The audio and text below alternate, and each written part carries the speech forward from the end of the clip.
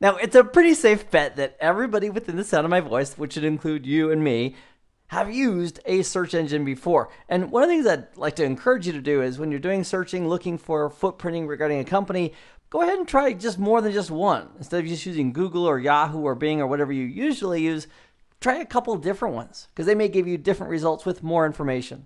For example, if we were gathering footprinting information on a company or organization that owned a site called hackthisSite.org, we could go ahead and do a search for hack this site just by itself, press enter.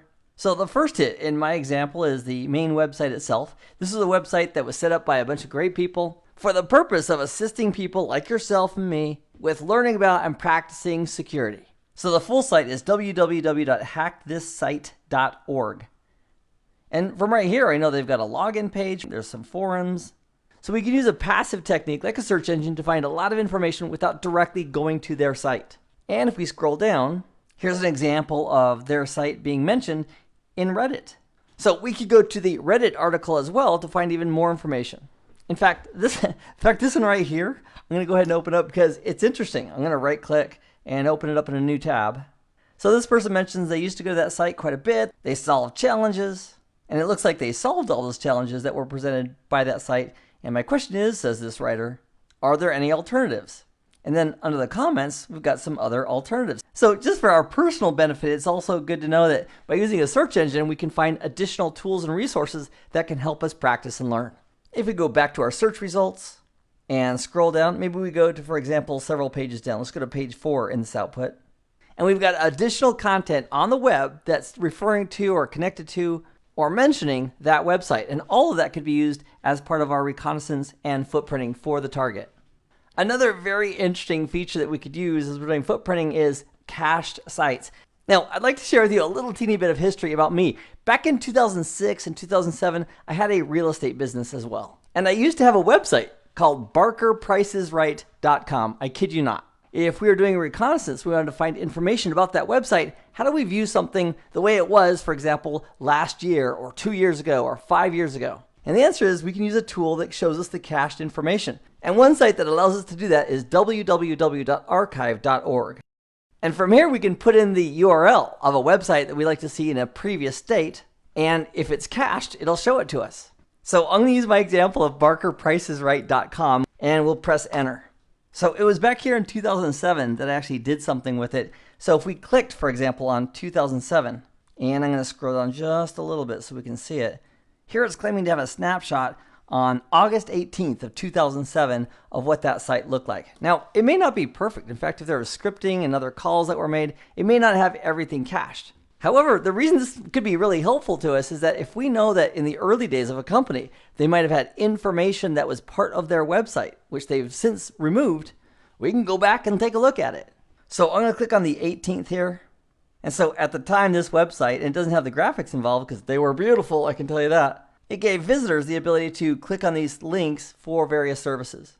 Now, regarding footprinting, regarding the physical location, we have some amazing map sites with including satellite images and so forth that can reveal a lot of information in pretty good detail, which we could use as part of our footprinting. And as we footprint a company and we identify who their leaders or personnel are, we can get more information on people search sites. For example, one would be www.anywho.com, and there's literally hundreds more. And to find them, you could just use a search engine to search for people search sites, and that would bring up a long list. And many of these people-focused search sites will give you some basic information for free, and for a little bit of money, they'll give you more detail. Another great way to passively gather information about the target is with a job search site. For example, Monster is a very popular one. In Monster, if we do a job search and we can find that company and they're hiring people, we can take a look at what they're hiring for, what type of email system, what type of network, what type of server, which once again is going to reveal information as we footprint that company. There's a lot of great third-party services too that we can use to help discover information again without ever having to go directly to the target during our initial footprinting. An example of that would be netcraft.com, and they have an amazing range of products and services that they offer. For example, they offer security testing, internet data mining. As an example, what a third party could gather for us is, let's go down here to the What's That Site running box here in the lower right, and let's type in www.hackthisSite.org. And with that typed in, we'll press enter, and we'll give it a moment or two to crunch on that. So we have a boatload of information. The title of the site, it's got a ranking, has a description, it's a legal and safe network resource where users test their hacking skills on various challenges and learn about hacking and network security. Then if we scroll down a little bit more, it has IPv4 and IPv6 information, the domain registrar. So here it has the organization information. It's got the name server involved, the DNS admin, the hosting company, and right down here it has the NetBlock owner. And that address, Russell Road, by the way, in Las Vegas, Nevada, is relatively close to my home.